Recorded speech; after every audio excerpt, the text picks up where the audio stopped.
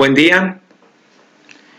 En esta sesión vamos a ver un tema muy importante que se llama clasificación de los materiales. Este tema lo vamos a iniciar. Este tema tiene dos aprendizajes esperados o fundamentales. El primero de ellos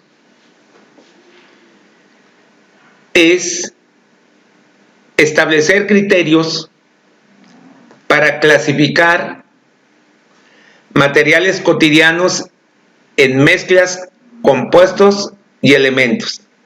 ¿Qué quiere decir esto? Quiere decir que al terminar la explicación vamos a tener algunos parámetros, algunas características, algunos criterios para que nosotros en un momento determinado tengamos que realizar una clasificación o podamos realizar una clasificación o se pueda realizar una clasificación de determinados materiales que existen en la naturaleza.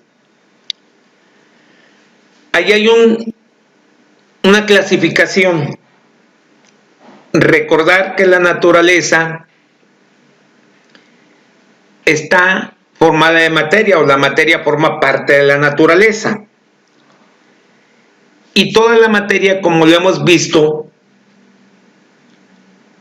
en videos anteriores, está formada por sustancias químicas.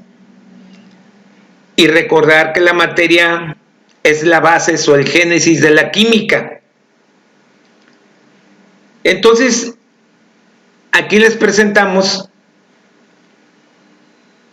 una pequeña clasificación de la materia en la naturaleza debido a algunos criterios, algunas características, algunos parámetros que se utilizaron. Como ven, la materia se clasifica en sustancias puras y en mezclas. Las sustancias puras,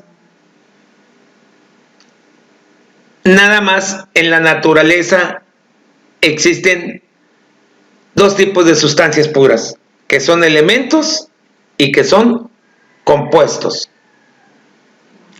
Y las mezclas ya las hemos visto en varios videos, que las mezclas se pueden encontrar en forma heterogénea o mezclas heterogéneas y mezclas homogéneas. Son algunos conceptos que ya se han manejado, que ya hemos visto. Y aquí únicamente vamos a ver o vamos a tratar de entender cómo en un momento determinado qué criterio podemos utilizar para hacer una clasificación de todas esas sustancias que forman parte de la naturaleza donde vivimos cotidianamente. Para poder entender todo esto, vamos a recordar algunos conceptos, como qué es materia. Definiciones de materia se han repetido y ustedes conocen muchos. Aquí por un lado lo estamos poniendo que materia es todo aquello que ocupa un lugar en el espacio y que forma la naturaleza en sí.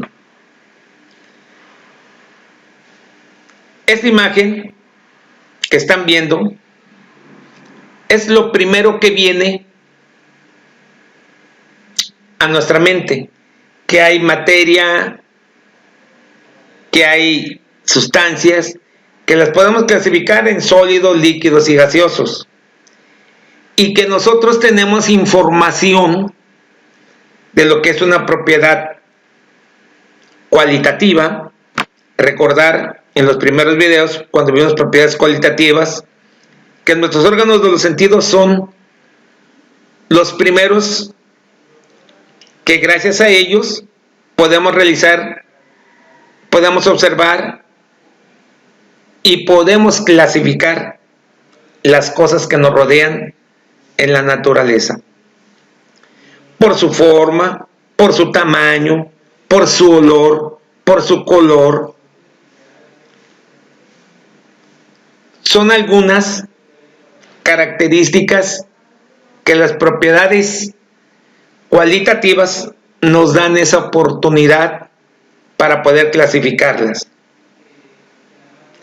Hay otras propiedades que también vimos, extensivas e intensivas, que algunos donde sí influye su masa y volumen y en otras que no influyen, que siempre va a pasar lo que tiene que pasar. Y aquí materia es una definición sencilla y que todos la manejan. Todo lo que ocupa un lugar en el espacio. Con información de las propiedades cualitativas, propiedades extensivas e intensivas, nosotros ya tenemos algunos parámetros, tenemos algunos criterios para poder clasificar todas las sustancias químicas que forman parte de la materia y la naturaleza en el medio donde nosotros vivimos. Ya vimos en la primera imagen una clasificación de sustancias puras y mezclas, que las sustancias puras se clasifican en elemento y en compuesto. ¿Qué quiere decir esto? Que ya tenemos o nos han inducido a esa clasificación, pero ahora tenemos que saber por qué esos criterios. ¿Por qué se clasifican sustancias puras, los elementos y los compuestos? ¿Y por qué la mezcla, mezclas homogéneas y mezclas heterogéneas? Así que vamos a empezar a explicar algunos conceptos, características que ustedes ya conocen. Esta definición de sustancias puras es una de las primeras veces que estamos manejando.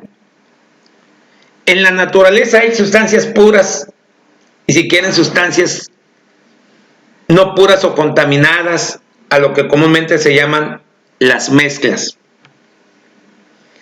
Pero vamos a hablar exclusivamente de sustancias puras. ¿Qué son? Las podemos encontrar en el medio ambiente, en nuestra vida cotidiana. Las sustancias puras son aquellas que tienen una composición fija, establecida y bien definida, y que además todos los átomos que formen esa sustancia van a tener siempre las mismas características y propiedades. Es decir, si yo tengo un cable de cobre, todos los átomos que podamos encontrar en ese cable de cobre, todos los átomos van a ser de cobre. No hay nada extraño. Por eso se les llama sustancias puras. Porque todas las características de esa sustancia del cual estemos hablando siempre van a tener las mismas propiedades, las mismas características, y sus átomos o moléculas siempre van a ser iguales. Van a tener y van a estar constituidos con las mismas características. Oro es una sustancia pura. Cobre son elementos que todos sus átomos van a tener esas propiedades, esas características. No va a haber ninguna sustancia extraña en ellas. Y las sustancias puras se clasifican, recuerden la primera imagen, la clasificación, las sustancias puras en elementos y compuestos. Ahí hay unas imágenes. Arriba podemos ver un vaso con agua, algunos elementos: cobre, selenio, cromo, mercurio, zinc, arsénico, níquel, algún compuesto como el ácido clorhídrico, como la sal, el cloruro de sodio. ¿Qué quiere decir? Que todas las moléculas que podamos encontrar en el cloruro de sodio siempre va a estar formados por un átomo de sodio y uno de cloro. Siempre. No va a tener otra sustancia extraña. Por eso se les llama sustancias puras. Precisamente de ahí viene la característica, y ustedes ahora ya van a estar entendiendo por qué los elementos y los compuestos están dentro de la clasificación de sustancias puras. Porque sus átomos, en el caso de los elementos, del elemento que tengamos en la mano, siempre los átomos de ese elemento van a ser los mismos. Si tenemos un puño de sal, todas las moléculas que encuentran en ese puño siempre van a estar formadas por un átomo de sodio y uno de cloro. En el agua, en el vaso de agua, todas las moléculas de agua van a estar formadas por dos átomos de hidrógeno y uno de oxígeno. De ahí viene su fórmula H2O.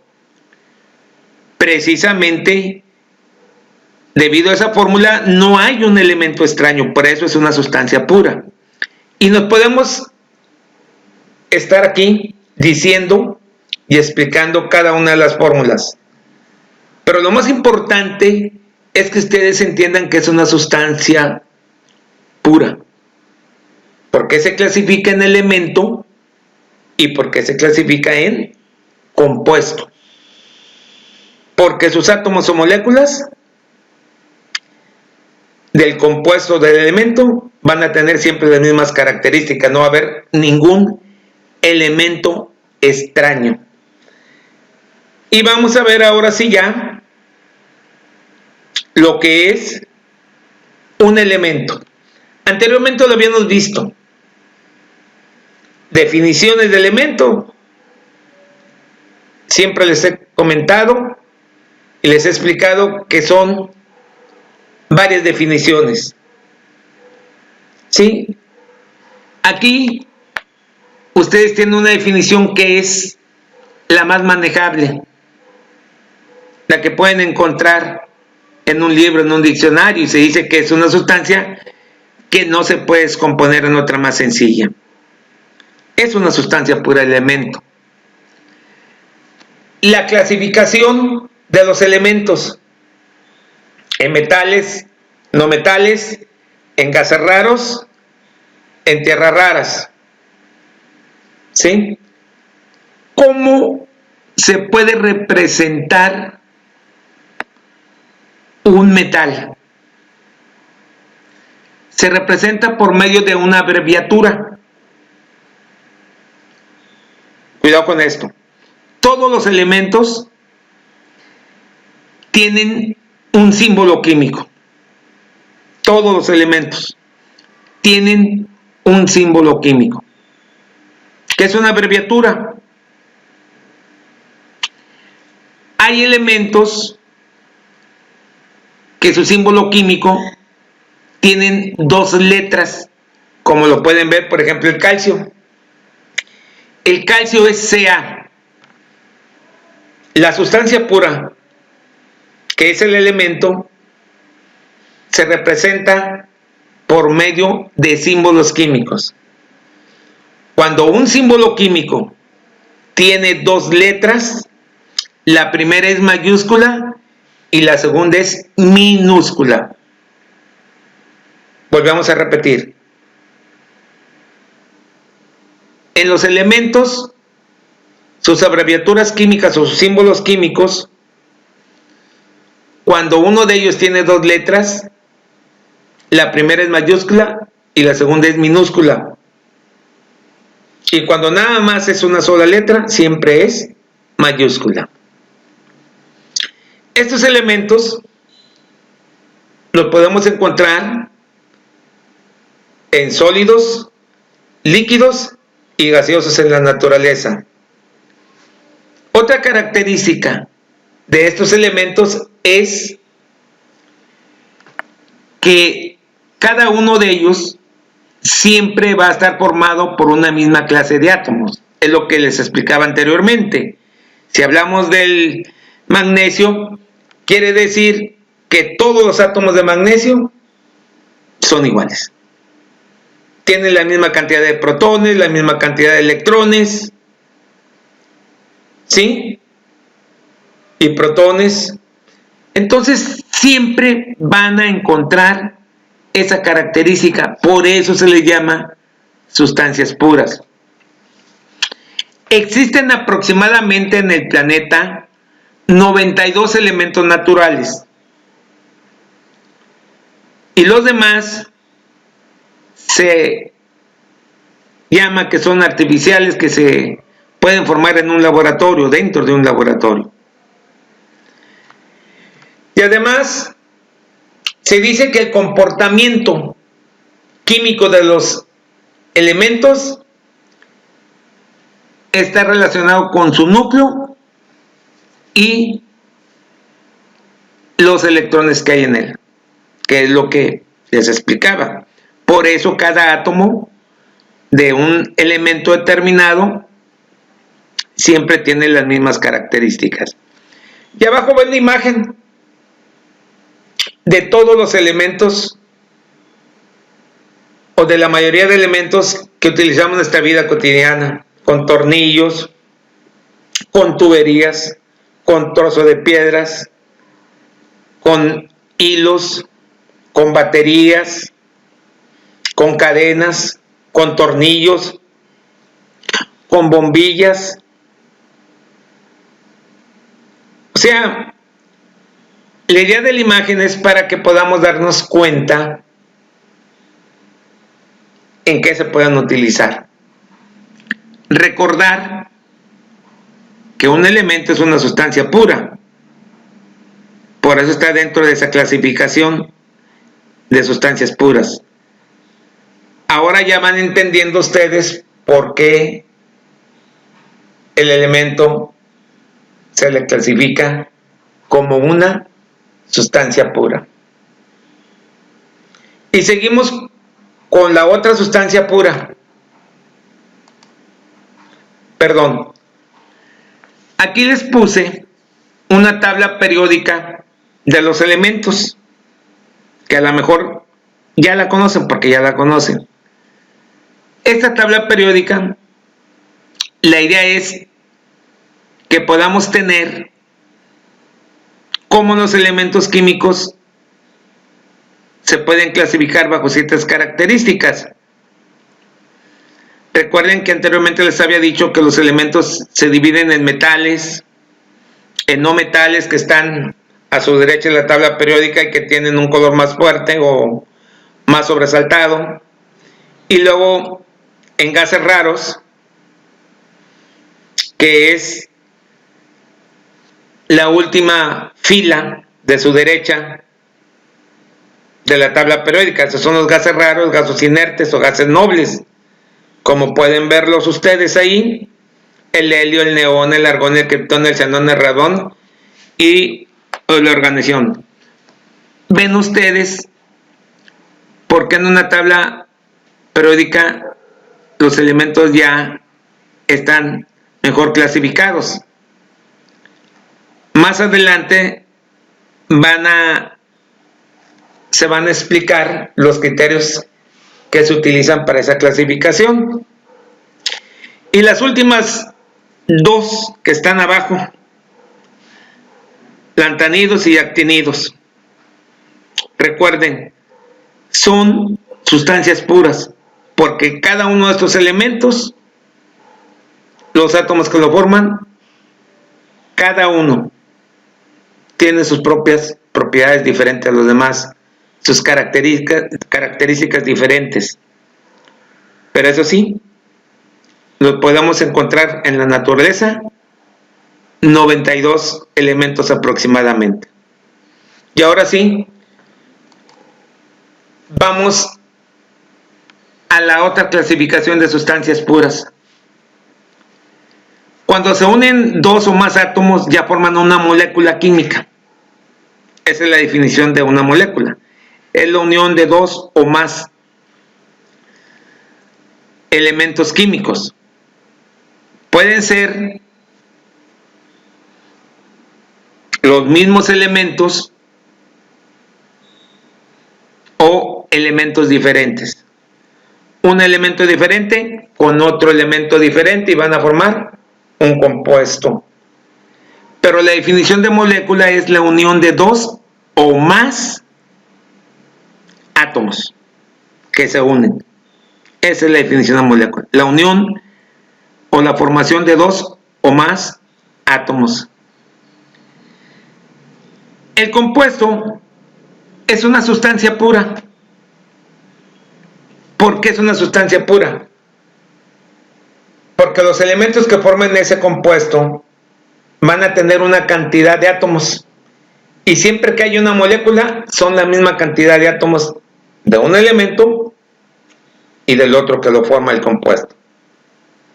Por eso la definición de compuesto se dice que es la unión química de dos o más elementos en proporciones definidas. Dicen bien, aquí es bien importante. Un compuesto ya hay proporciones, ya hay cantidades específicas para que puedan reaccionar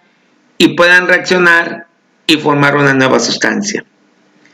Los compuestos se dividen en compuestos inorgánicos o inanimados, o compuestos orgánicos o del carbono, que forman parte de la materia viva. Por eso se llaman compuestos inorgánicos y orgánicos. Los orgánicos, vuelvo a repetir, se llaman compuestos del carbono, que forman parte de la materia viva. Los compuestos ya tienen una fórmula específica. Esa no les va a cambiar. Solamente que reaccionen con otro compuesto y entonces sí se va a cambiar. Sí se va a modificar. Pero van a originar otro compuesto diferente. Pero todos los compuestos tienen una fórmula específica, bien organizada, bien integrada, bien reconocida. Por ejemplo, el cloruro de sodio, aquí donde quiera, se le conoce como NaCl. Un átomo de cloro, un átomo de sodio. El ácido sulfúrico, H2SO4. Dos átomos de hidrógeno, uno de azufre y 4 átomos de oxígeno. Quiere decir que los compuestos siempre sus moléculas van a tener la misma cantidad de elementos químicos que lo forman. Por eso son sustancias puras. Precisamente por eso. Se pueden encontrar también en sus tres estados, sólido, líquido y gaseoso, que también tienen una estructura química que se une por medio de enlaces químicos para vida de que se formen. Y que todos los compuestos lo hacen también en proporciones bien definidas, en cantidades específicas para que puedan mandarse, para que puedan formarse, para que puedan encontrarse en la naturaleza. Aquí hay unas imágenes: la sal, el hidróxido de sodio, el agua, el ácido cítrico. Son ejemplos de compuestos. Es una sustancia pura. Ahora se están dando cuenta por qué elemento y compuesto son sustancias puras.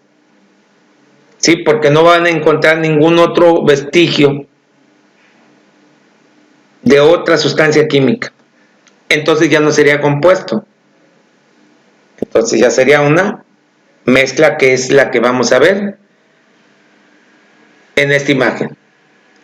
Ya hemos hablado de las mezclas, sus características, que es la unión de dos o más sustancias donde sus componentes siguen conservando sus propiedades individuales. Que hay una clasificación, se encuentra en la naturaleza mezclas homogéneas y mezclas heterogéneas. Estas ya no son sustancias puras. Estas ya tienen otra sustancia química que las acompaña a la otra o a las otras sustancias químicas. Y en la naturaleza ya sabemos que es una mezcla homogénea y una heterogénea. En la homogénea no podemos distinguir a simple vista los componentes que lo forman. Y en la heterogénea sí podemos ver que existen dos fases. Hay una línea de separación entre un componente o una sustancia química y otra sustancia química muy diferente. Por eso no pueden las mezclas o la mezcla estar dentro de las sustancias puras, porque siempre va a estar acompañada ya sea por unos elementos o por otras sustancias químicas.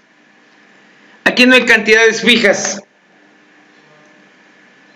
Sus componentes siguen conservando sus propiedades originales. Quiere decir que si echamos agua y aceite, el aceite siempre seguirá siendo aceite y el agua siempre seguirá haciendo o siendo el agua. Se pueden separar por procedimientos físicos y mecánicos, ya los vimos. El video referente a las métodos de separación de las mezclas. Y ahí hay unos ejemplos de mezclas heterogéneas y mezclas homogéneas. Mezclas de arena y agua, mezclas de aceite y agua, monedas con agua y ensalada de verduras, como mezclas heterogéneas porque podemos distinguir a simple vista sus componentes. No son sustancias puras porque hay otras sustancias que acompañan a dicha mezcla. Y abajo las mezclas homogéneas, que no podemos distinguir a simple vista que esa mezcla es uniforme porque se encuentran distribuidos sus componentes entre ellas en todo el recipiente que lo contiene. Ahí lo pueden ver. Perfumes, agua, con sal, con azúcar, el acero. Y con esto, ahora sí, ya podemos tener un criterio para poder clasificar o podemos entender algunas clasificaciones que se nos presentan o que nos explican en los libros o nos explica el maestro. ¿Por qué es una sustancia pura y por qué es una mezcla? ¿Por qué dentro de las mezclas están las mezclas homogéneas y las mezclas heterogéneas? ¿Por qué dentro de las sustancias puras están los elementos y por qué están los compuestos? ¿Por qué se les llama sustancias puras? Toda esta información ustedes la van a ir acomodando porque ya tienen conceptos, ya tienen características, tienen información misma cuando vieron las propiedades cualitativas, propiedades extensivas, propiedades intensivas. Y entonces toda esa información ustedes pueden tener un criterio. Ya conocen los estados de agregación, ya tienen la información de los estados de agregación. Todas esas datos, toda esa información les va a servir para formar un criterio para clasificar los materiales. Si les gusta el color, pues pueden clasificar por color. Si les gusta por la forma geométrica, pues por la forma geométrica. Pero recuerden que se basan en ciertas propiedades. Con esto damos terminado el primer aprendizaje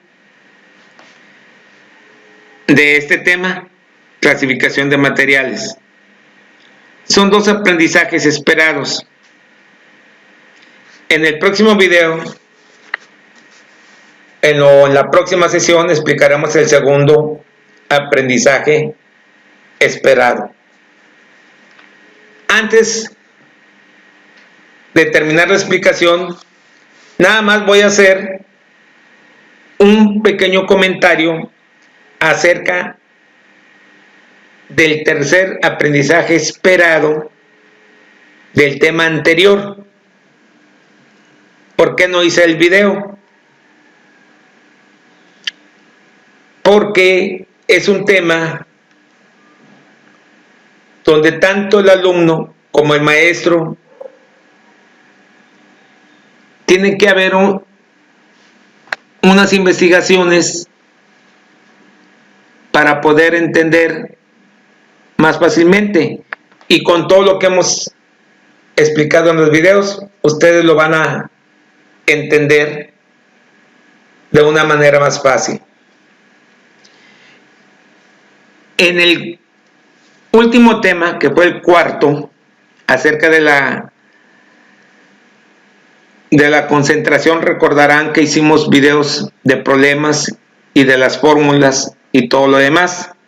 El último aprendizaje esperado quiere decir cómo influye la concentración de un contaminante en una mezcla y qué efectos va a tener en la salud y en el ambiente.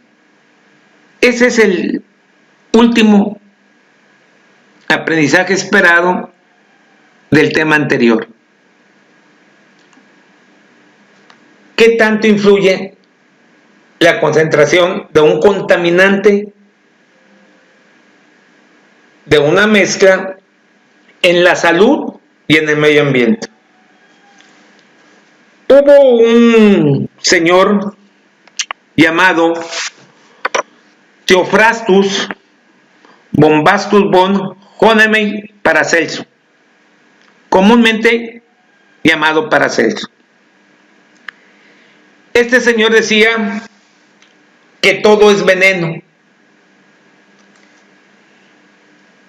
que la diferencia entre el veneno únicamente es la dosis. ¿Qué nos quería decir Paracelso o Theophrastus Bombastus? Nos quería decir que en esta vida cualquier sustancia que se utilice de los parámetros indicados, de la dosis indicada, nos va a causar daño de acuerdo a las concentraciones de dichas dosis que se ingieran. Todos sabemos que nuestro cuerpo, la naturaleza, está formado por elementos, por sustancias químicas. Todos lo sabemos. Pero siempre hay una cantidad de esas sustancias que son normales, que podemos seguir viviendo bajo esos parámetros de concentración de dichas sustancias. Pero cuando se exceden, definitivamente nos va a causar daño. Yo les voy a poner un ejemplo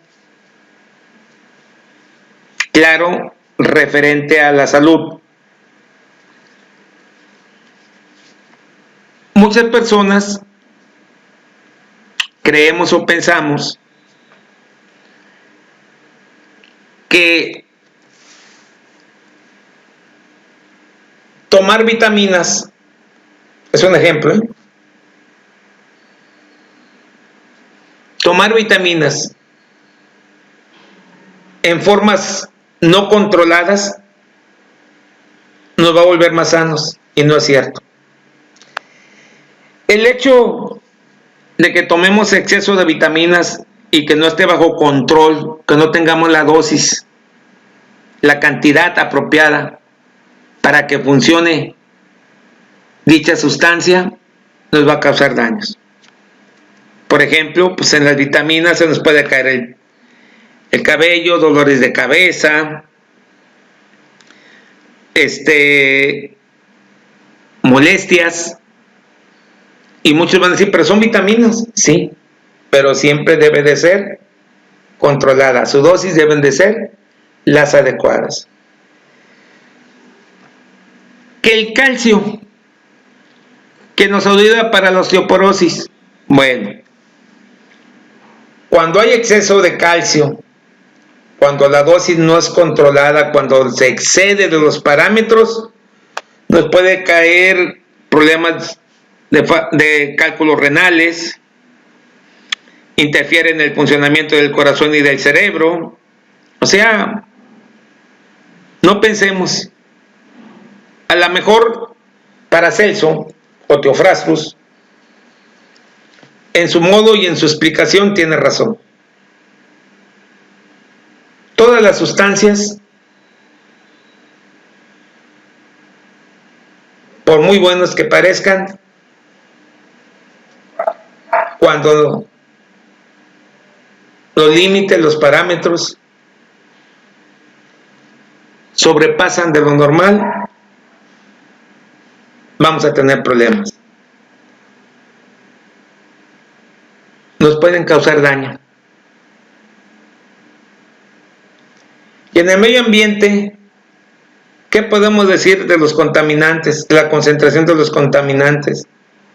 Tenemos metales como el plomo, tenemos otros como el arsénico, como el gas cloro, como el dióxido de carbono, que el exceso de respiración puede causar la muerte. Cuando vemos en los periódicos que desgraciadamente las familias, por no abrir una pequeña ventana y por la leña, algunos casi estuvieron a punto de fallecer. Esa es la explicación de ese aprendizaje esperado. ¿Cómo influye la concentración de un contaminante en nuestra salud y en el medio? Hay una práctica que se hace en laboratorio, se ponen 5 o 6 vasos, el primer vaso con 10 gotas de un colorante o de agua de Jamaica, el segundo vaso con 9 gotas de agua, el tercero con 9 gotas de agua, el cuarto con 9 gotas de agua y el quinto con 9 gotas de agua.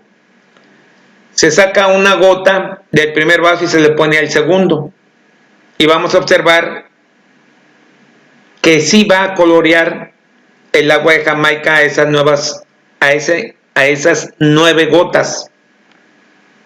Pero vamos a ver cómo en el quinto, en el cuarto, ya la concentración del agua de Jamaica se va a ir perdiendo.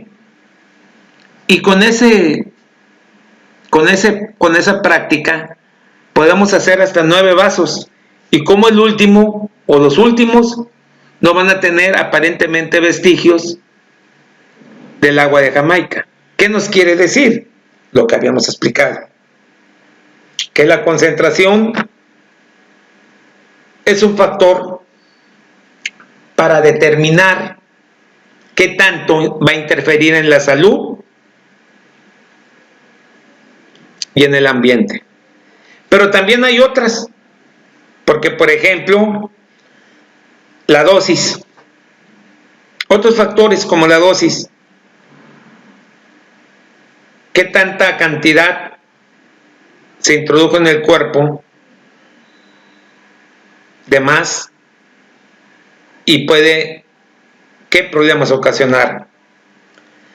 La salud del individuo, tiene que ver mucho la salud, porque no todas las personas tenemos la misma capacidad física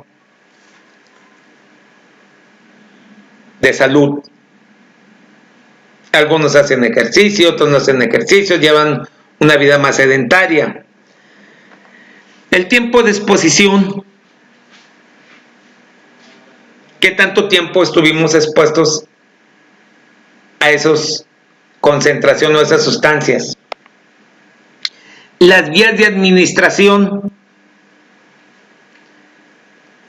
Si fue a través de la piel, si fue ingerida,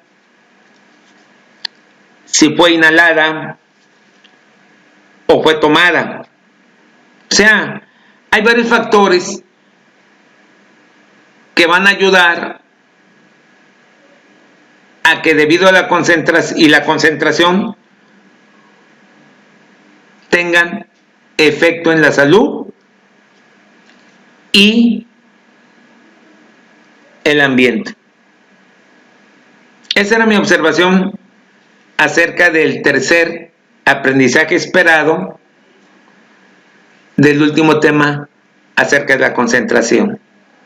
¿Sí? Recordar a Teofrastus, llamado mejor Paracelso, que decía que todo es veneno, no hay nada que no lo sea, que solamente la dosis es lo que cambia. Y con esto damos por terminado esta sesión. Recordar lo primero que era la clasificación de materiales, cómo se les presentó una imagen con una clasificación de sustancias puras y mezclas, que las sustancias puras eran los elementos y eran los compuestos, y que las mezclas eran mezclas homogéneas y heterogéneas. ¿Qué criterios se utilizaron? Yo les comentaba que nosotros hemos tenido ya la información, ya se han explicado en otros videos, propiedades, características, propiedades cualitativas, extensivas, intensivas, estados de agregación, y toda esa información les va a dar criterios para poder entender o hacer ustedes su propia clasificación de las cosas, de la materia que hay en la naturaleza, o que forma parte de la naturaleza, mejor dicho. Es muy interesante que ustedes vayan poco a poco toda la información de los videos anteriores, podamos retomarlos y van a ver que toda esa información de cualquier materia, no nada más la de ciencias, de cualquier materia, les va a solucionar si la aplican adecuadamente en sus futuros temas. Y la última observación que les acabo de decir del tercer aprendizaje esperado del tema de concentración,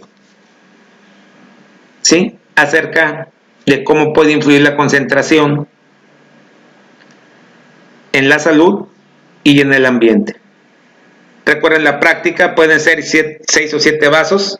El primero va con 10 gotas de agua de Jamaica y todos los demás van con 9 gotas. Se saca una gota con medio de un gotero y se echa una gota en el segundo vaso, se mezcla bien y después del segundo vaso se agarra una gota y se pasa al tercero, se mezcla bien y después del tercer vaso se agarra con un gotero y se pasa al cuarto, se mezcla bien y así sucesivamente para todos los demás. Y ya hay una buena interpretación de esa práctica, ¿eh? Lo pueden hacer ustedes en su casa y van a descubrir en qué vaso se perdió totalmente la concentración del agua de Jamaica, o ya no hay vestigios del agua de Jamaica. Sería bueno que lo realicen y así podrán entender de qué forma puede influir. Claro que hay otros factores como los que le mencioné: la salud, la dosis, la forma de administración, el tiempo de exposición, la salud de la persona, porque no todo reacciona a lo mismo, su sexo, la alimentación, la raza. Sí hay ciertos detalles, hay otros factores que se deben de tomar en cuenta. Y también recordar que no siempre porque se tome más vitaminas se van a poner como Pancho Panteras. Estamos totalmente equivocados. Bueno, muchachos, espero que les haya servido esta información para solucionar sus trabajos. Nos vemos en el próximo video y bendiciones para todos.